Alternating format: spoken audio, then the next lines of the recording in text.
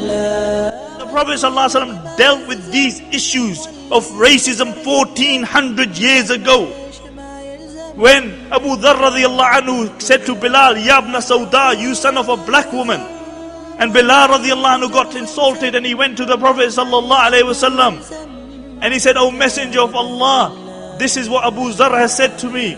And the Prophet sallallahu alaihi wasallam called Abu Dharr and he said, Ya Abu Dharr, innaka imra'un fika al-jahiliyyah. He said, oh Abu Dharr, you are a man who still has the traits of ignorance in him. The pre-Islamic traits. And then the Prophet ﷺ said something really profound. He said, oh Abu Dharr, me Muhammad, I am equally the son of a black woman as I am the son of a white woman. Because the Prophet ﷺ was breastfed by a black woman. The Prophet ﷺ dealt with the issues of racism 1400 years ago. And you see how deeply they're entrenched in us today. How deeply they're entrenched. We don't need any interference from America or anybody else to destroy us and disunite us. We do a good job ourselves. You look at the Somalian issue before. Clans chopping up clans. Why? Because they gave preference to their clans over the La ilaha illallah. You look at the issue in Sudan. It's an issue of race. You look at the issue of Pakistan. Karachi wants to break away. Balochistan wants to break away. Parts of Sarhad want to break away. And the Kashmiris are speaking more about breaking away from Pakistan than actually liberating Maqbooza Kashmir. Why? Because we bought into this. We bought into this Jahiliyyah. And what will you end up with? I'll tell you what you'll end up with. You'll end up with Bahrain and Qatar, Abu Dhabi and Dubai and Sharjah and Rasul Khaimah, that you spit from one side and you reach the other side. They have no power. And many of us call to the call of Jahiliyyah. The Prophet ﷺ said to Abu Dharr, he said, oh Abu Dharr, innaka imran fika al-jahiliyyah. You are a man who is calling to the call of Jahiliyyah. And then in another narration, the Prophet ﷺ said, listen to this. He said, whoever calls to the call of Jahiliyyah, he will be in the fire of Jahannam.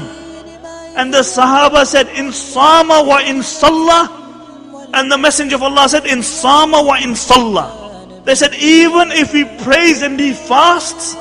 The Prophet ﷺ said, even if he prays and he fasts.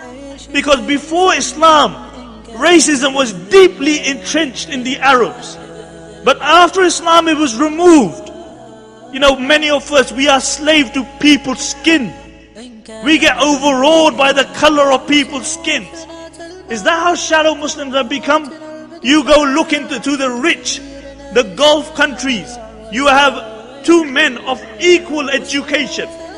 One is white and the other is of a darker complexion. And the white person will get double the wages of the one with the darker complexion. Why? Because they're in awe of a man's chamri. They're in awe of the color of a man's skin. And that's the reality. And this was what the Prophet ﷺ came to remove.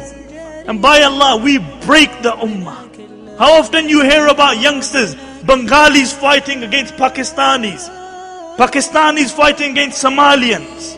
Where did you get this from? Where did this come from? We generalize when we speak about Bengalis. We say Bengalis are all like this.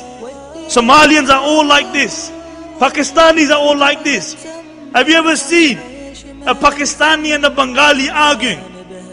The Bengalis defending everything about Bangladesh.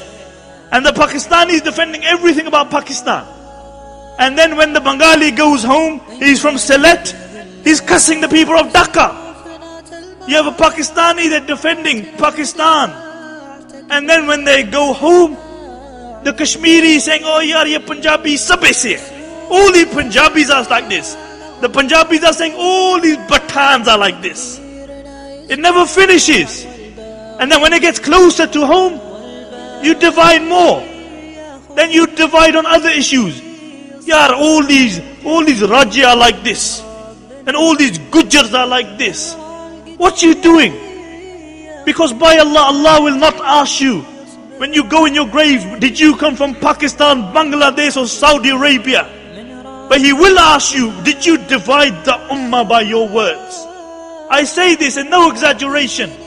I fear that this talk is about Bilal radiallahu anhu. But if Bilal was here today, I fear that there would be Muslims racist towards him. Because it's so inherent in us.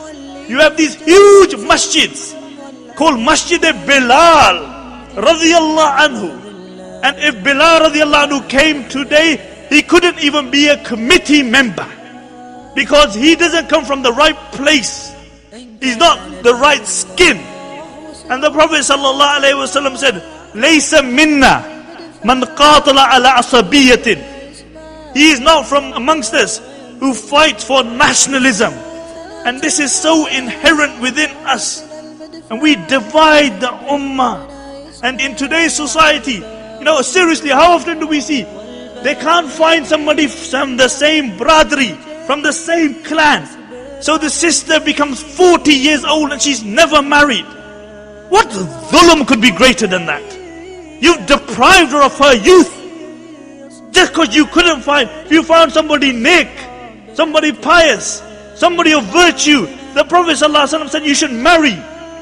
And just because you couldn't find somebody of your same clan, you deprived a person, an individual of having a life, having a partner. And this is what this Qawmiyah has done to the Muslims. And this is something we need to break out of. All these generalizations. Why can't you look at people's good virtues?